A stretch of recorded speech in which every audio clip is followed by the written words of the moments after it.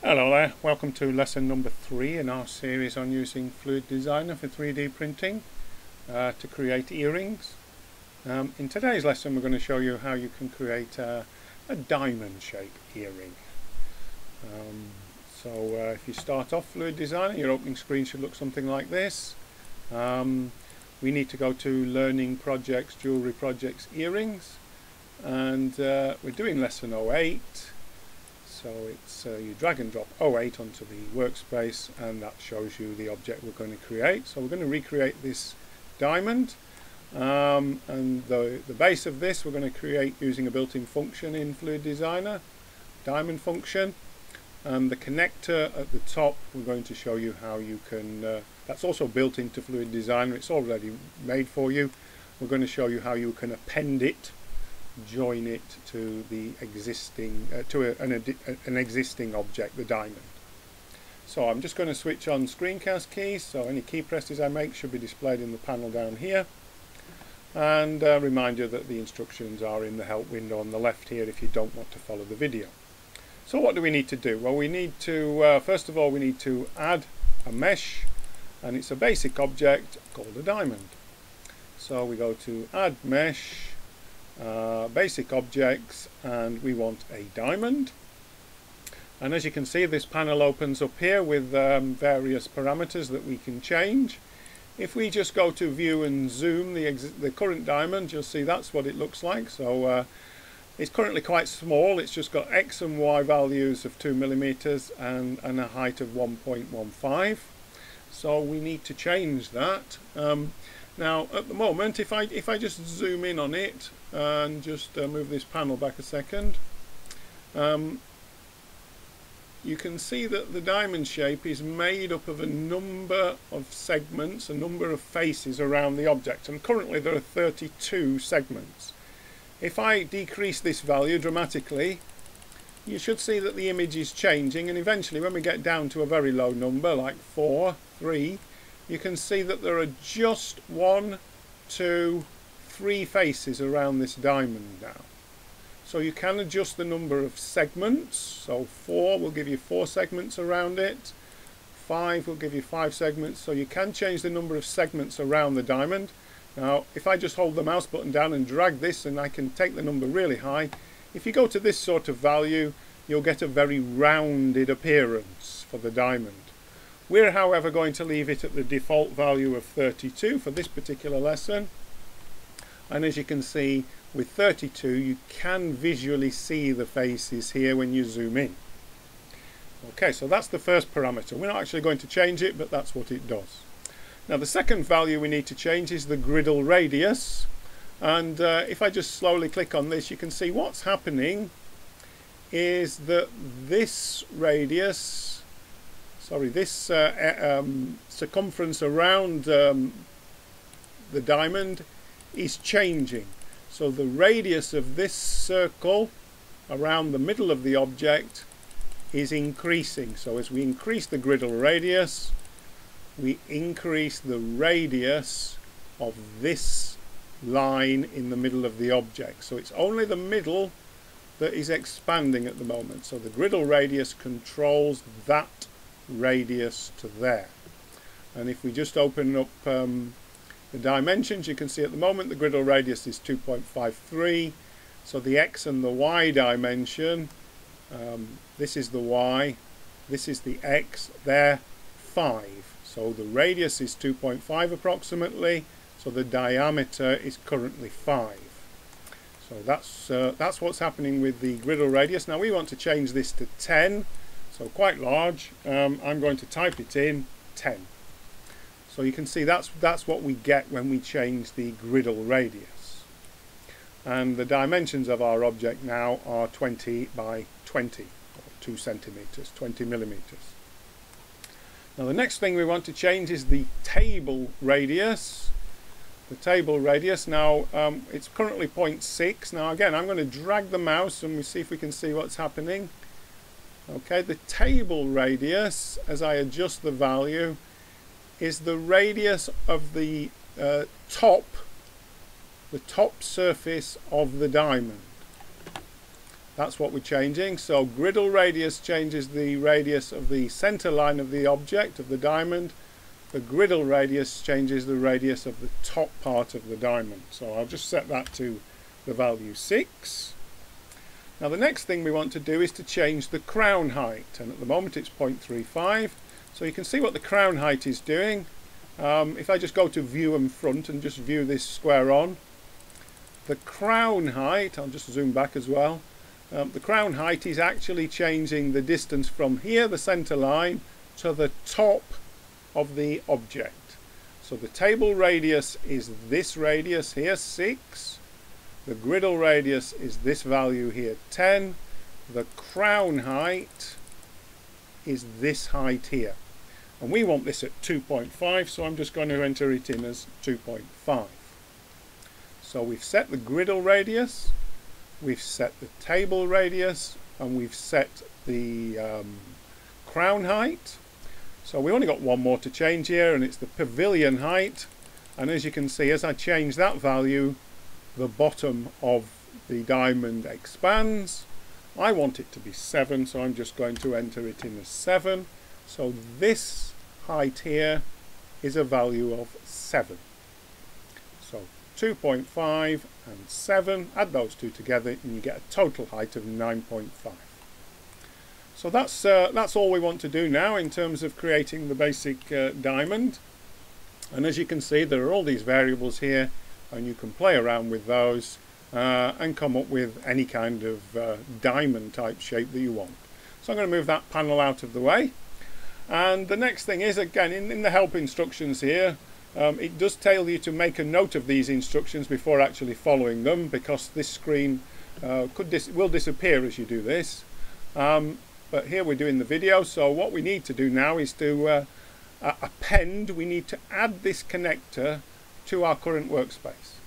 If we go to Learning Projects, if we go to 3D Templates Connectors, you'll see that there are a range of built-in connectors already designed for you in FluidDesigner, and we're going to add this object, this connector, to this workspace. Now if we simply drag and drop this item into the workspace, it's a Blender file, all this lot will disappear. So we need to do it a different way. What we need to do is to go to File and Append. Now you see the help panels disappeared, so you do need to make a note of these instructions if you're doing this without the video. We need to then go up through the menu system, and we're looking for 3D Templates Connectors. And we're going to add the connector that's 5 by 5, so that's the size of the square at the bottom, and it's got a 3mm diameter hole in it, and it's got a rounded top. And the object that we want, well, the file that we want is in the object folder, and so we want the connector, the object that is 5 by 5 by 3, and we append it to the current workspace. And there you are, you can see it's put it, and it's just put it in the very center of the screen. Now at the moment I can see here that the diamond is highlighted. Although we've appended the connector, it's the diamond that's highlighted. So what I need to do is to click on the appender itself, the connector itself, and all I really need to do is to just move it up and position it.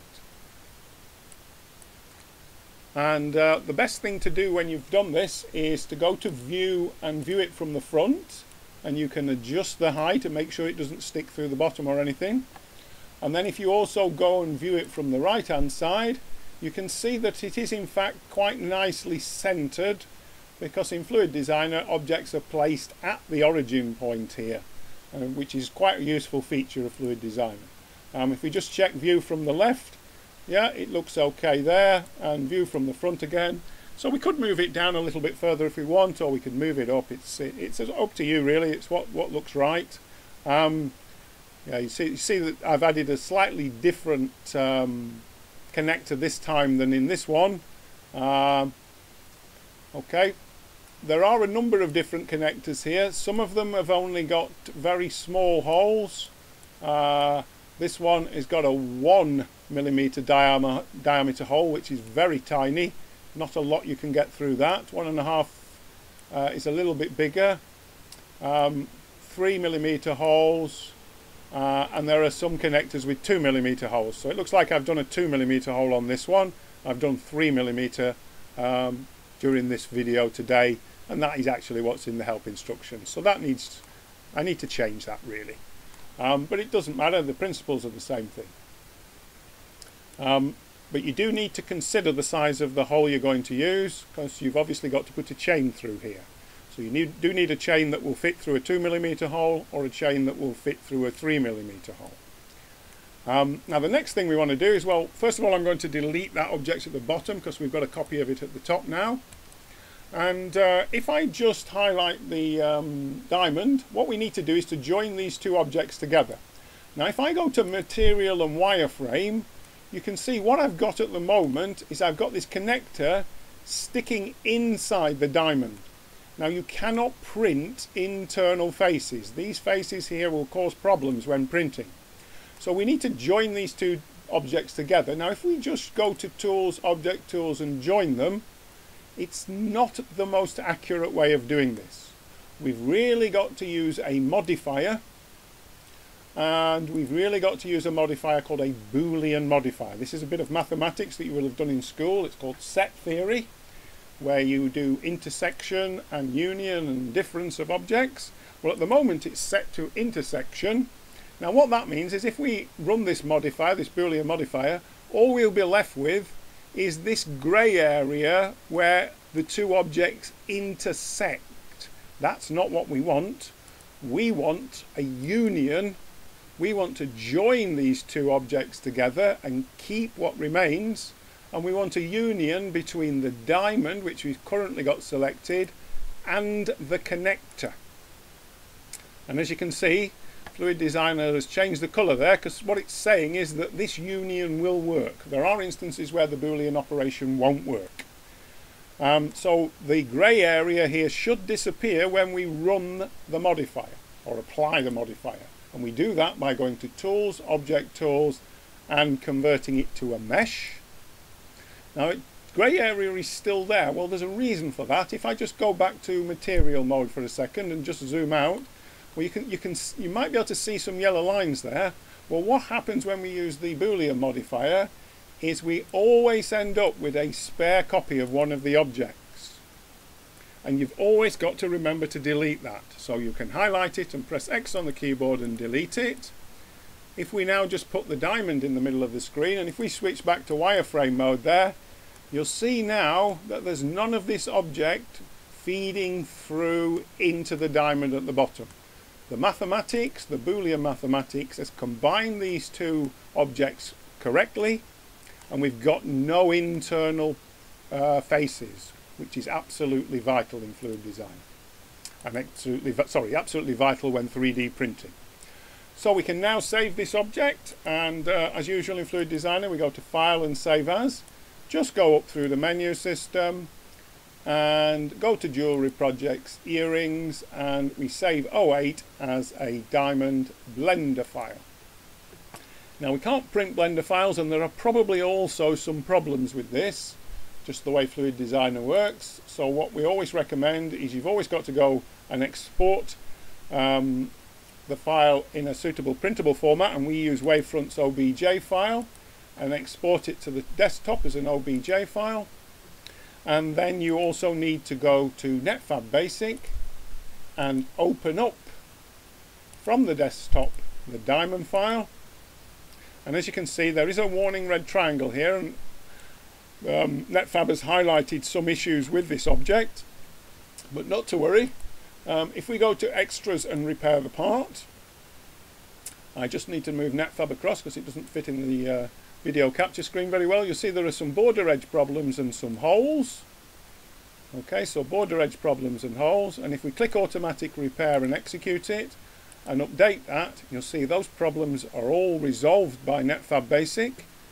And so all we need to do is to apply the repair and remove the old part, and you'll see that the warning red triangle's gone, and this file now is in a printable file format. All you need to do is go to Part, export the part as a wavefront object, export it to the desktop as diamond repaired. So that's it, that's the end of today's lesson. Thank you.